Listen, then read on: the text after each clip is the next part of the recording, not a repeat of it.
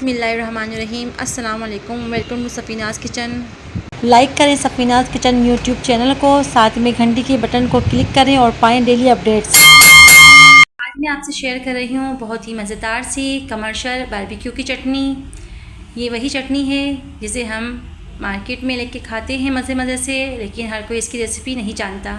मैं आज आपसे वही सीक्रेट रेसिपी शेयर करने लगी हूँ। बारबेक्यू चटनी बनाने के लिए मैंने 50 ग्राम खटाई ली है। अब इस खटाई को आप एक बाउल में शामिल कर दें और इसे अच्छे से वॉश करने के बाद आधे घंटे के लिए एक गिलास पानी में भिगो दें, जिससे कि आप यहाँ देख सकते हैं। और जिस बर्तन में आपको पकाना हो आप उसमें शामिल कर दें और इसे पकने दें स्लो फ्लेम में।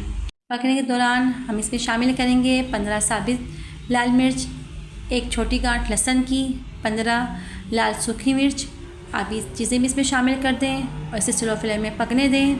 थोड़ी देर में आप देख सकेंगे कि तमाम चीज़ें नरम पड़ चुकी हैं और इसका पानी भी खुश्क होने लगा है। तो बस जब थोड़ा सा पानी बाकी हो तभी आप फ्लेम को बंद कर दें और इसे ठंडा होने दें, रूम टेम्परेचर पे ले आएँ और उसके बाद आप इसे ग्राइंड कर लें। तो माशाल्लाह अल्हम्दुलिल्लाह आप देख सकते हैं कितनी ज़बरदस्त चटनी हमारी तैयार हो रही है। हमारी चटनी 80% तैयार हो चुकी है। अब हम इसमें शामिल करेंगे आधी प्याली इमली का पल्प,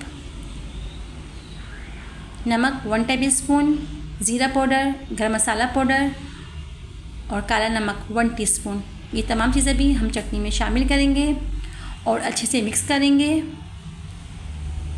और ज़रूरत पड़ने पे हम इसमें थोड़ा सा पानी भी शामिल कर सकते हैं, जैसे कि आप यहाँ देख सकते हैं। इस चटनी को आप महीनों के लिए फ्रिज में सेव कर सकते हैं। और आप इस चटनी को गोला कबाब, चिकन टिक्का, बिहारी बोटी, कच्चे कीमे कबाब, अफ़गानी बोटी, इन तमाम चीज़ों के साथ ये चटनी बनाकर तमाम चीज़ों का मज़ा दोबारा कर सकते हैं। वीडियो अच्छी लगी तो लाइक कीजिए, कमेंट कीजिए, दुआ में मुझे याद रखिए। अपना बहुत सारा ख्याल रखिए। अल्लाह हाफिज़।